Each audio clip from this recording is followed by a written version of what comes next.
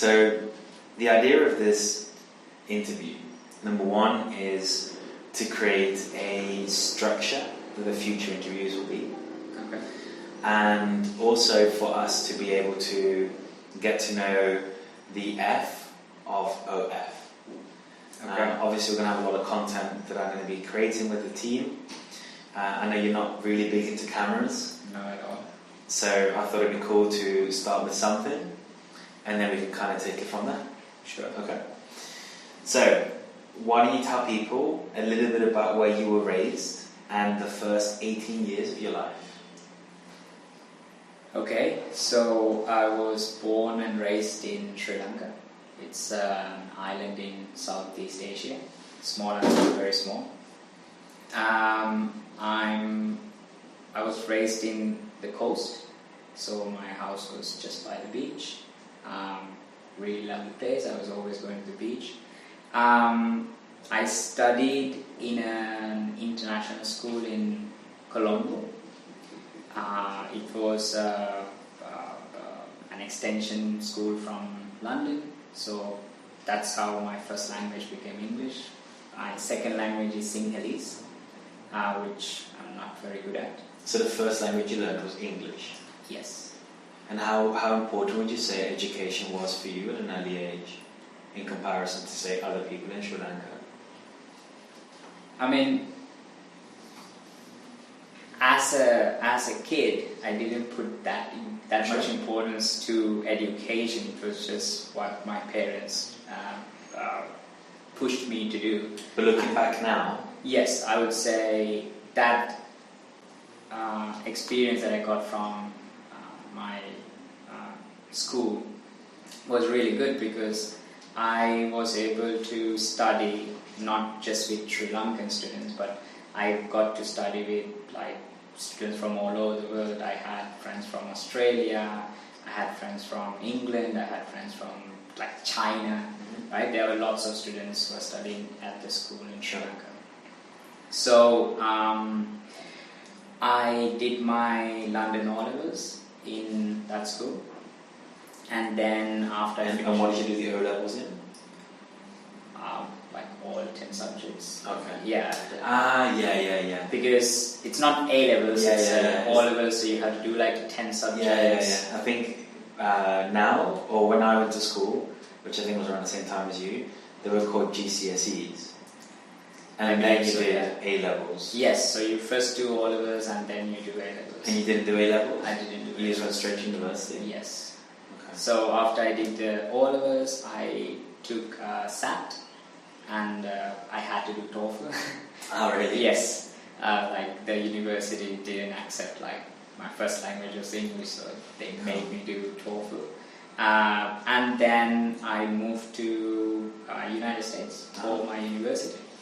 Cool. So that was basically my first 18 years of... So how old were you when you went to university? I believe I was 17-ish. Okay, and what age did you finish O-levels? When I was 15. So what did you do for 2 years? Okay, maybe I finished it when I was 16. Yeah. And SATs is a test, or is it something you have to study for? No, it's a test. It's Okay. basically like TOEFL, Yeah. but you... Academic. Yes, it's academic. You have to So do... there's some SATs they have in America? That's the one I did because it's a requirement for the So you did the SATs in America? No, Or I you didn't did when I was in Sri Lanka. For America? Before. Because cool. I need to have my TOEFL and SATs to apply for universities in America. Okay, cool. So pretty standard, normal. Yeah, nothing special. And if you were to ask your friends at secondary school or high school who Nuwan was, who was the Nuwan in high school? I'm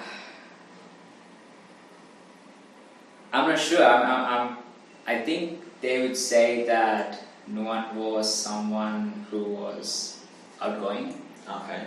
And I was kind of, I did a lot of things in high school. Okay. I practiced almost all the sports. Okay. I was really good at basketball. I did athletics. I did swimming, I was sucked at it. Yeah, but and I was the part of the basketball team since I was like in middle school, and then until I finished school I was played for the school. I played cricket. Yeah. Right. Very Sri Lankan. Very Sri Lanka. Yes, I mean in Sri Lanka the biggest thing is cricket. Yeah. I've done football, but again, suck at it. But proper football, not American football. Not American football. Proper football. Proper football. And and athletics. And I've one thing that I'm proud of when I was in school was that I led my. So there are sports meets every year. Yeah. So one year I was the captain for my team, and we won.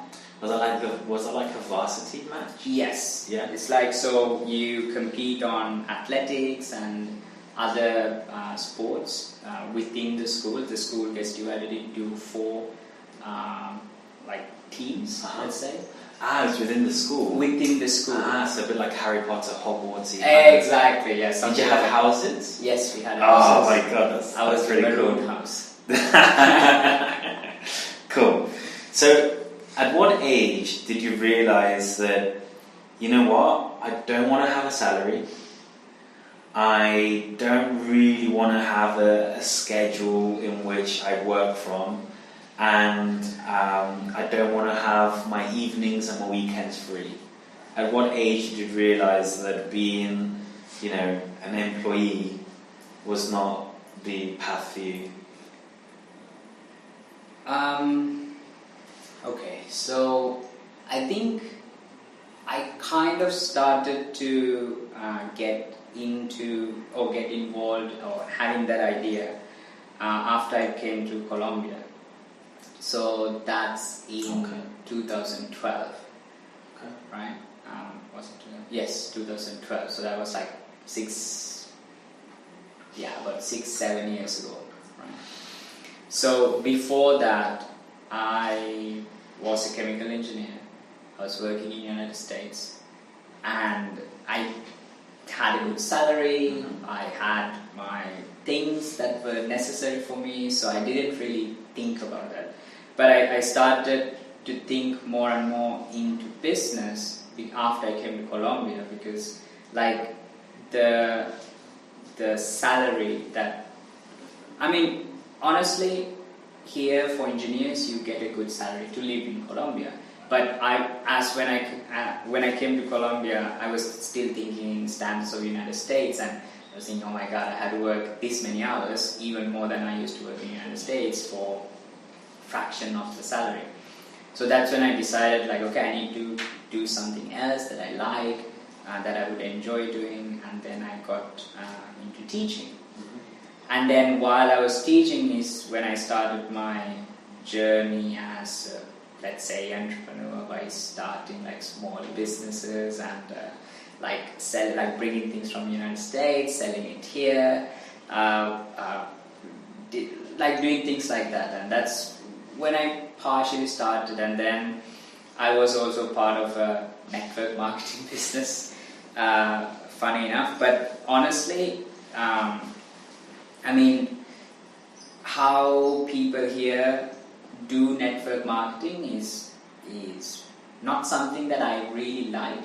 Wow. But because I think they sell a pipe dream, but it's like most people join network marketing thinking, all right, I'm going to be a multi-millionaire in like overnight. It's a business model, and also there are lots of like pyramid schemes and all that people are a lot confused in. But then it's a business model. You had to work on it and you had to put your time into it. And then that's where I met a lot of people who were successful, who were doctors, engineers, and other people. And then I learned a lot from them. And that's where I actually got into like sales, let's say. And then that's when I realized like it's actually nice to have my own schedule, have my own time, and then get into that entrepreneur. Although I think one of the misconceptions that people have about their own schedule is that they think they can then start work at 10. Yes, no. How often do you start work at 10? Almost never. Not even on a Sunday. Yeah. Yeah, so I think when you have your own business, it's like, yes, you manage your time, but you also invest in your time on your business. So you kind of have to start before anyone else, and then you kind of have to finish after everyone else. Why? Because you are the person who has the biggest stake in your business. It's yours. So you have to take care of it. You cannot let other people do what you have to do and just sit back and relax. Sure. Yeah, that makes sense. What does your typical day look like? Alright, so I would say I try to wake up around like 5:30. Okay. And sometimes I fail. But then I get up, take a shower, and then I head to the office around between 6:30 and 7. I try to be at the office around 7. And then I start my day. I don't really have breakfast. Right? You're doing intermittent fasting right now? Yes, I am trying intermittent fasting. How's that going?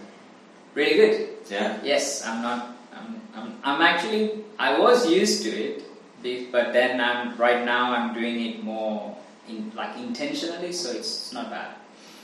Then I think I work from 7 till like 12, and then at noon or afternoon I go have my lunch, I prepare my food, and then I'll be back in the office around 2:30, and then I continue working till, let's say, like 7:30, latest 8, and then afterwards I go to the gym. Yeah.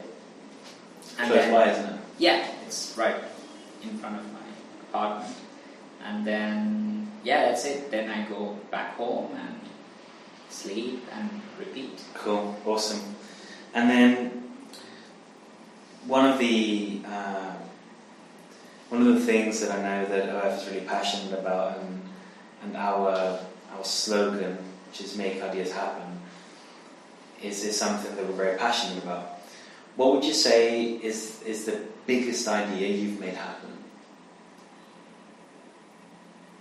Wow, that's biggest idea that I made happen. Yeah, or the biggest idea you made into a reality. I think no idea can be done by yourself, right? So sure. I don't take credit, like all the credit for myself, but I think just the biggest idea that I think OF made happen was that we started with one business. We failed at it. Not failed 100%, but it didn't get to where we wanted it to go. And then... You're talking about the leather satchel co. in Colombia? Yes, exactly. I'm talking about the leather satchel company in Colombia. It didn't go to where we wanted it to go, so I think we stopped that, and then we started OF, and then I think the biggest idea we made happen is like, instead of just getting another business successful, we just started 3 businesses. And then I think like getting that up and running and bringing it to the place we are right now, I think that's the biggest idea we have made happen, and we are still working on it. I sure. think, yeah, I would say that's the biggest one. Cool, nice. Yeah, I think in reflection, I think the very first one that we did, I think the challenge we had there was launching a brand where in Colombia 600,000, 700,000 for a leather bag is quite expensive. True. And even the slightly more premium brands or the slightly better quality brands in the standards of Colombia, like Vélez, when they sell a bag for half that price, and you don't have any marketing budget, and the money you make coming in on the sales of the bags. And we did it we kind of very much guerrilled it, right? It was just friends, family, exactly. people. Referrals. But I think what we then did is, instead of focusing on the business being selling the bags, we then converted them, and we did that famous pivot where we converted them into clients effectively. And we started focusing on them and then bringing in people onto the team to bring in more clients for the team to look after them, applying what we learned. I think that was quite cool. That was a smart move from us. Okay, so what would you say is the biggest mistake you made so far in this process? And as someone that is looking to build something.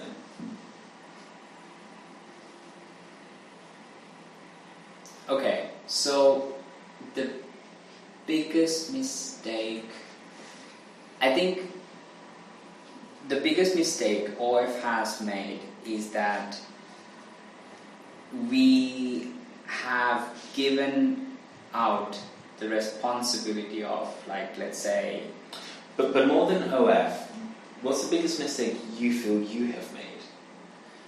Okay. As an individual, as a leader, as a business owner, you as an individual, what would you say is the biggest mistake you have made in this process that you have learned and that hopefully has made you become a bit better in what you're doing?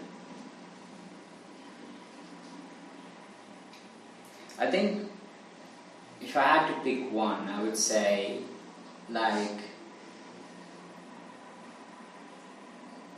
at the beginning at least, not dedicating like 100% of my time to the business. Let it be leather satchel or OF. I think not dedicating 100% of your time to your business. And to give context behind that, what do you mean by that? Because So, obviously people that are watching this may not know about this. Yes, so as we started our journey first with Leather Satchel Company, I had my own job. I mean, I needed a way of bringing in income. We both did at the start. Yeah. So I was working at an institute called Wall Street English. I was an English teacher. And then because of that, my time was always divided between Wall Street English and Leather Satchel. I mean, Wall Street English didn't take that much time, let's say 5-6 hours of my day. Because you were a part-time teacher, right? Because I was a part-time teacher. But still, it didn't let us focus 100% on the business. And then I would say, because of that, we also went and looked for other people to help with, for example, sales. I think depending on sales with other people that don't really know what we are selling, doesn't really know the brand, and it was one of big mistakes that we made. Yeah. And I think in my part also not dedicating 100% of the time. I mean, at the time it was kind of impossible because of the income and you have to live, right? But then could have found a way. There's always a way. Yeah. Yeah, I think that's a cool reflection.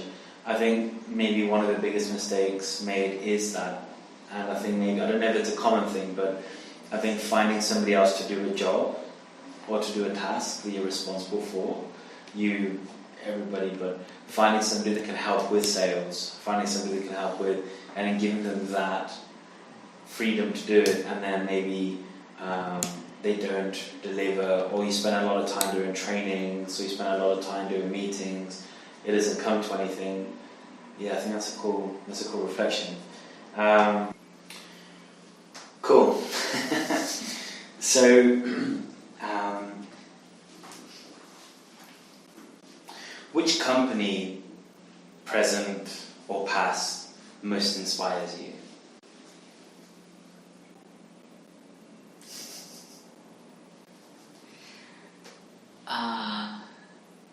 And why? Obviously. I would like to say Samsung. but I mean, I like Samsung products, but it's not really something that like inspires you.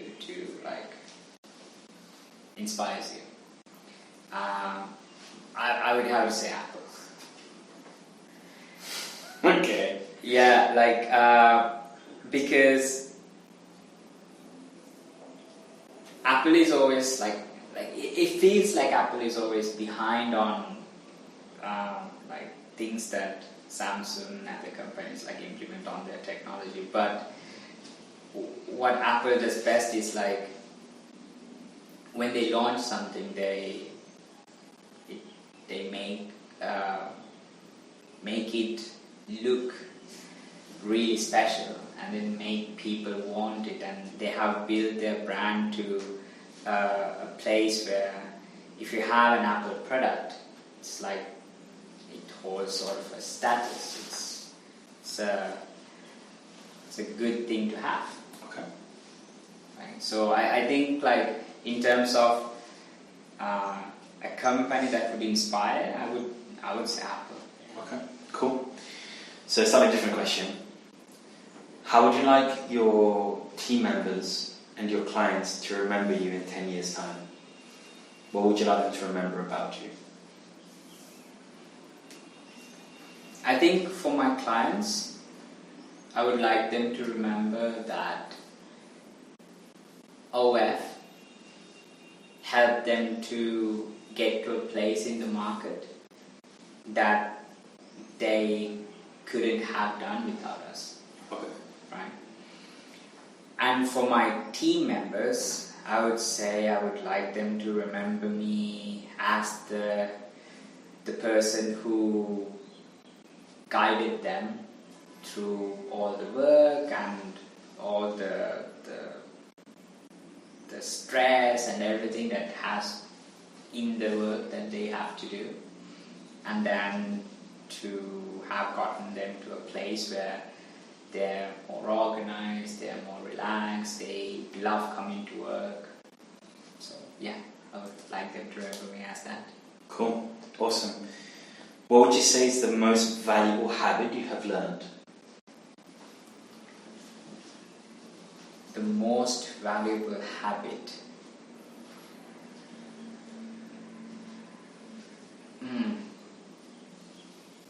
I would say right now, as it is, I'm developing new habits. Okay. Right? So I cannot specifically say the most valuable habit yet, because I don't think I have fully developed as an entrepreneur or as a businessman. I'm still on the process of developing. So I would say, like, if I had to choose one that I think would be the most valuable habit, is that you've like, created so far. So far, it's like trying to have a schedule and try to like organizing your day and getting things done that you have on your day. So I would say, yeah, organizing your day. Okay. And what one goal do you have for yourself for this year? If you had to choose one goal for this year, what would it be?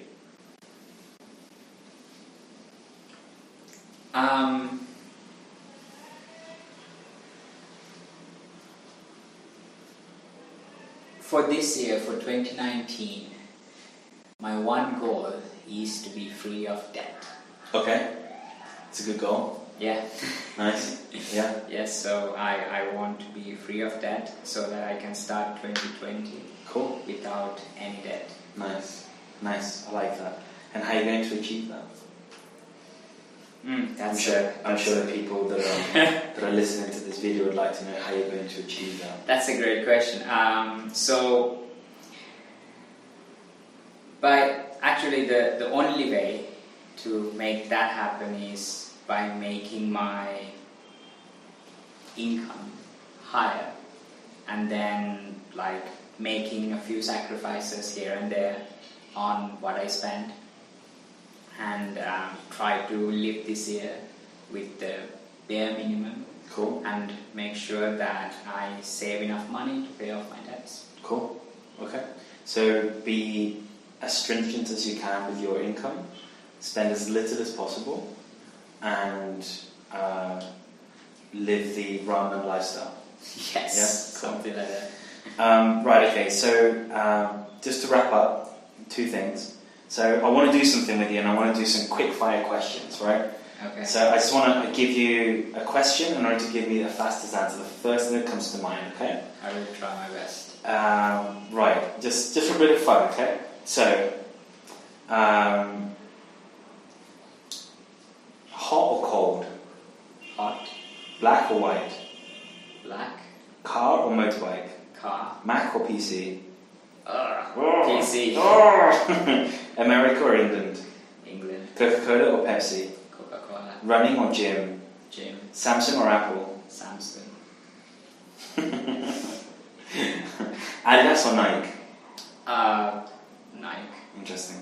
Facebook or Instagram? Instagram. Android or iOS? Android. What's your favorite YouTube channel? Right now, I would say Entertainment. Cool. And what do you put in the toaster? Bread. Okay, cool.